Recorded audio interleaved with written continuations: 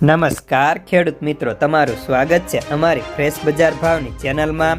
તો મિત્રો, આજના આ વિડીયોની અંદર આપણે તલ બજારની સંપૂર્ણ માહિતી મેળવીશું, જેમાં કાળા તલના બજારમાં સારો એવો સુધારો, સફેદ તલમાં ભાવ કેટલા વધ્યા, આગામી સમયમાં ભાવ કેવા વધશે તેની સંપૂર્ણ અપડેટ જોવાના છીએ તો વિડીયો પૂરો જોજો ને ખાસ કરી ચેનલમાં નવા હોય તો સબસ્ક્રાઈબ કરવાનું ભૂલતા નહીં।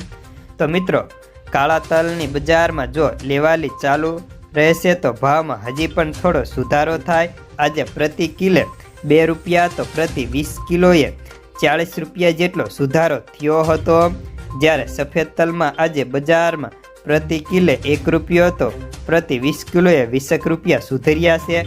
ત્યારે હવે આગામી 1 થી 1.5 મહિનામાં ચોમાસું તલની આવકો પણ ધીરે ધીરે થવા લાગશે, જેથી ઉનાળુ તલની ડિમાન્ડ થોડી ઘટી શકે।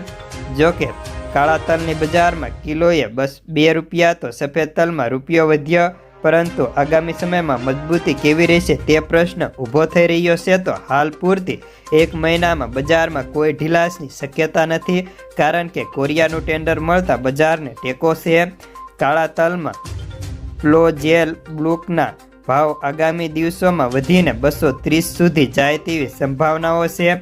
ત્યારે તલના આવક ઓછી છે અને આવક થાય તો જ સારા તલમાં 10 થી લઈને 15% માંડ આવે છે, જેના કારણે એવરેજ તલની બજારમાં તેજીનો દોર યથાવત રહેશે। અને સફેદ તલમાં કોરિયાના ટેન્ડરની લેવાલી ચાલુ હોવાના કારણે બજારને ટેકો મળી રહ્યો છે।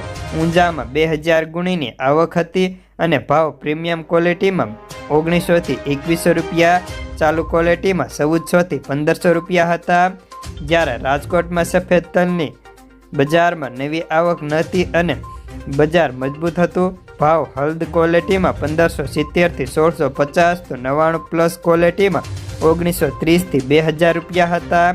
રાજકોટમાં કાળા તલની 1400 બેગની આવક સામે ઝેર પ્રીમિયમ ક્વોલિટીમાં 3900 થી 3975, જ્યારે એવરેજમાં 3000 થી 3550 રૂપિયાના ભાવ થતા હતા।